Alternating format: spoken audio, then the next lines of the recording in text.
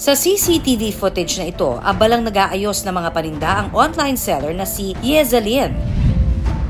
Maya-maya pa, umupo siya at saka bumuwelong bubuhatin ang gabundok na bulto ng mga damit. Pero... Sabi ko siya 10/10. As in, sobrang sakit niya talaga. Ano ang nangyari kay Yezalyn? Abangan ang mga detalye mamaya.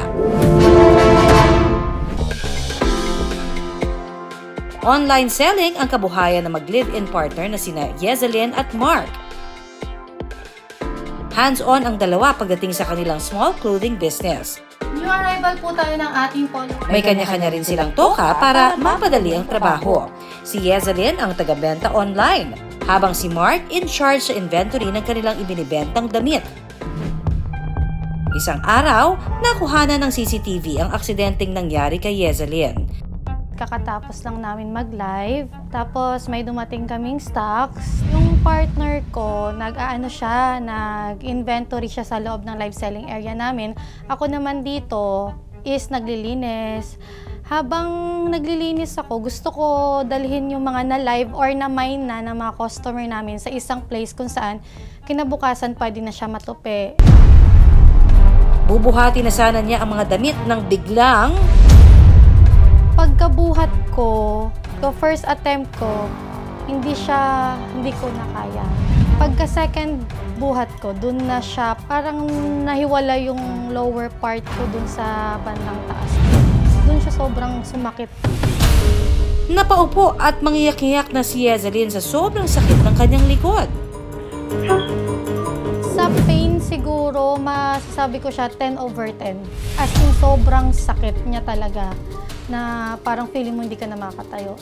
Parang akala ko may pumutok or parang nabali na bone sa likod ko. Dito na siya humingi ng tulong kay Mark. Una po, akala ko po nagbibiro lang po siya. Yung unang reaction ko po, hindi pa po convinced na masakit talaga eh. Hanggang sa nakita ko po yung mukha niya, parang namimilipit na po. Doon na po ako na-alarma na buhatin po siya. Nilagyan ni Mark ng hot compress ang likod ni Yezalyn. Nangyari yun alauna, so wala kami ng tulong. Tulog ng mga kapitbahay, so kami lang. Ganun lang yung nangyari sa amin, na tiniis ko lang. Gumaan naman daw ang pakiramdam ni Yezalyn pagkatapos magpahilot ng likod. Pero makalipas ang 3 araw, bumalik ang sakit sa likod ni Yezalyn. After ko mag-live selling siguro ng mga 2 hours, nag-squat lang ako. Pagkatayo ko, kung ano yung pain na naramdaman ko nung first, ganun ulit siya. That time, ako na lang mag-isa kasi yung partner ko wala. Dahil bumalik ang sakit ng likod, minabuti ni Yezalyn na magpakonsulta na sa mga espesyalista. Pa-check up na kami sa ortho namin. 2 x-ray yung ginawa. Dito ko sa pelvic, tsaka yung sa may likod.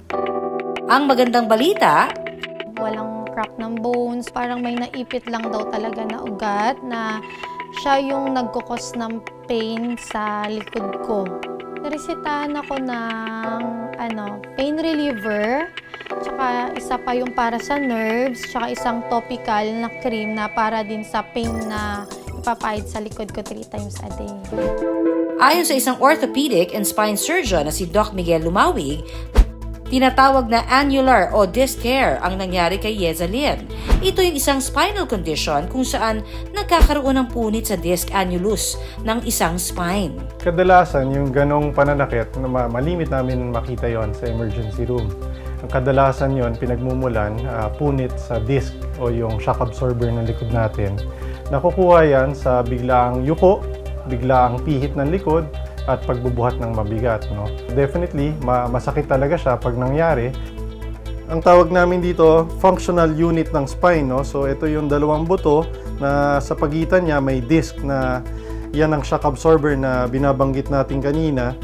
Yan, kapag yumuyuko tayo at pumipihit ang likod, gumagalaw siya. Ngayon, sa mga pagkakataon na sobrang pihit, sobrang baluktot ng likod, minsan napupunit siya. Maaaring lumuwa yung laman. Pag lumuwa yung laman, nandito yung ugat natin. Pag umipit sa ugat yon, pwedeng pagmulan ng hindi lang ng pananakit ng likod, kundi ng pananakit pati ng binti. Ayon kay Doc Miguel, sa kaso ni Yezelyn, kusa naman daw mawawala ang sakit kapag may sapat ng pahinga ang likod. Sa loob ng 3-4 na araw, kusang nag-i-improve. May pag-iingat pa rin kailangan gawin, at least sa loob ng 2 linggo, para hindi siya maulit. Ibig sabihin nun, yung pagyuyuko, pagpipihit ng likod, at pagbubuhat ng mabigat, medyo kailangan pang alalay o iiwasan muna. Siguro maganda lang magpatingin sa espesyalista. Ang mga ganitong sintomas, kung hindi maaagapan, pwede maging sanhi ng herniated o slip disc.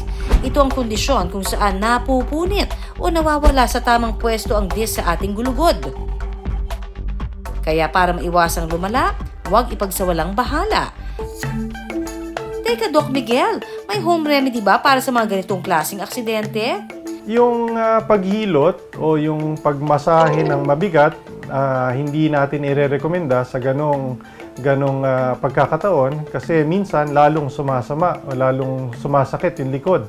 Yung pahid naman ng oil, wala naman tayong problema kung gusto nilang magsubok ng magpahid ng langis, magpahid ng kahit yung mga gamot na pampaimpis ng maga, no? Pwede naman, kaso may risk rin sa, of course, yung pangangati, yung pamumula ng balat. Yung hot compress, it's very soothing, ibig sabihin nakakatulong sa pananakit.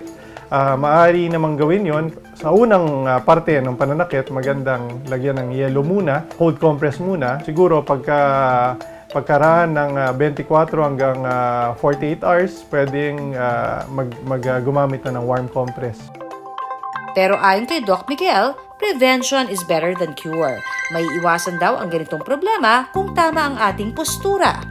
So ang tamang pagbubuhat, kailangan ibaluktot yung tuhod at wag masyadong ibaluktot yung likod pag magbubuhat. Pagka kinukuha yung gamit, diretso pa rin yung likod, no? Squat talaga. So ibabaluktot ito. Ayan! Ganyan ang tamang pagbubuhat, no? Samantala, back to live selling na ulit ngayon si Yezelyn. Lesson learned na raw sa kanya ang not once but twice na aksidente nangyari sa kanya. Dapat meron kang time para sa sarili mo to exercise, proper na pagbuhat, dapat alam natin yun. Natutunan ko, maging easy lang sa buhay, hindi lang work ng work. Dapat pagpahinga pahinga mo na yung katawan mo. Pagkaraan naman ng 9 na buwan, hindi na raw siya nakaramdam pa ng pananakit ng likod. At ang magandang balita, ayon sa kanyang doktor, hindi na raw niya kailangan pang sumailalim sa physical therapy. Kaya si Yezelyn, tuloy-tuloy na sa kanyang online negosyo. Mga kapuso, huwag mind ng mind sa mabibigat na trabaho para hindi ma-sold out ang ating lakas. Hinay-hinay sa pagbubuhat ng mabigat at tandaan, tamang postura lang dapat.